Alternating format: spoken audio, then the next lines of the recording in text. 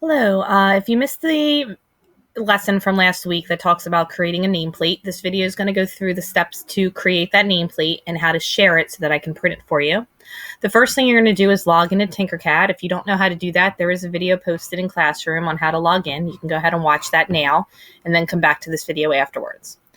Once you're in, you are going to come down to where it says My Recent Designs, and I want you to create a new design. Make sure you're choosing the blue button and not the white button. This is the old version of Tinkercad. We want to make sure we're choosing the new one. So once you've clicked on that, the first thing we need to do is create a plate for your name tag to go on. So we're going to use a basic cube on the print table, and that's going to allow us to stretch it out and flatten it so that we can build our nameplate on that. So under here, under basic shapes, you're going to grab this red cube and you're going to pull it out onto the work plane. All right, and then we're going to actually stretch it out. The easiest way to do this is just to click on this white block here. Once you've clicked on that, you then have the option of typing in how big you want your plate to be. 20 wide is fine. We're going to leave it at 20, but we're going to change the length to 80. Now you can adjust this once you've decided what you're writing, but this is just a basic start. Once you've done that, we also have to make it a little bit thinner. Right now, this is very, very thick. It would look ridiculous as a nameplate.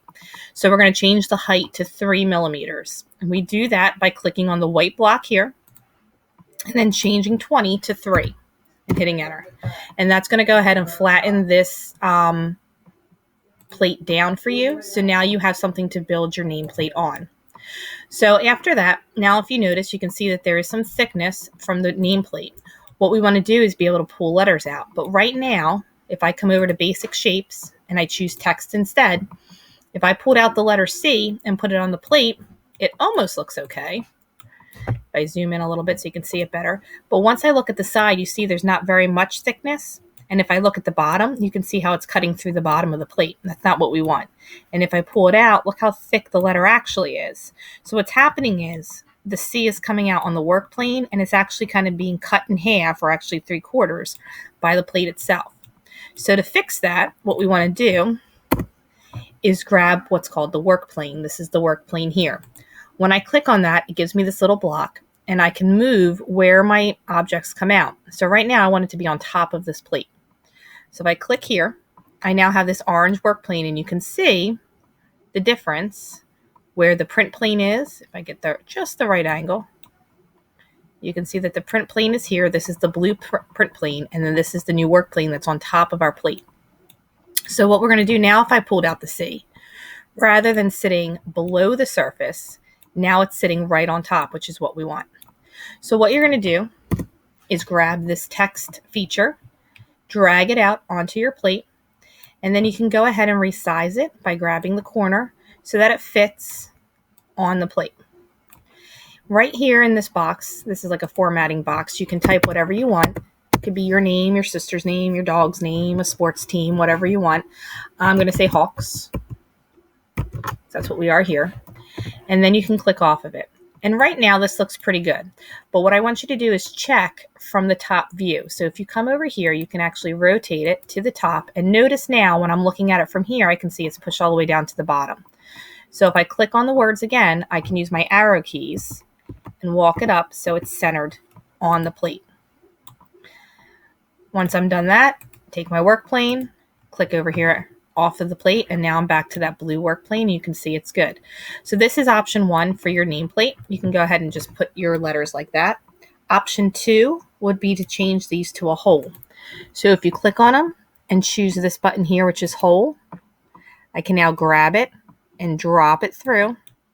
And it's important that it's sticking out of the top and the bottom. That's how I know it's going to cut all the way through.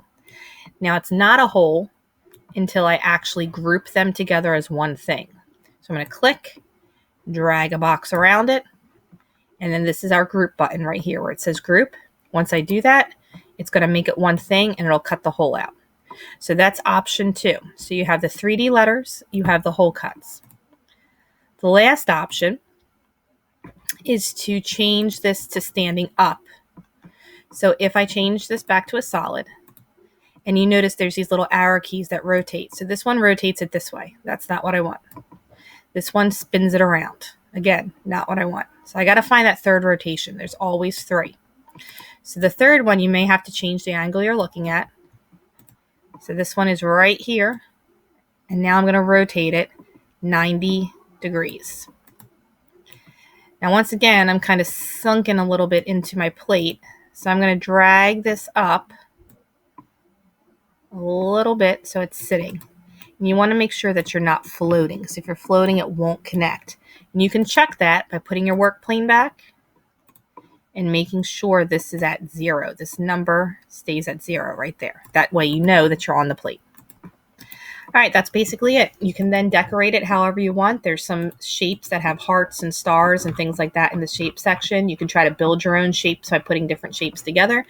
And you can go ahead and work on creating your nameplate.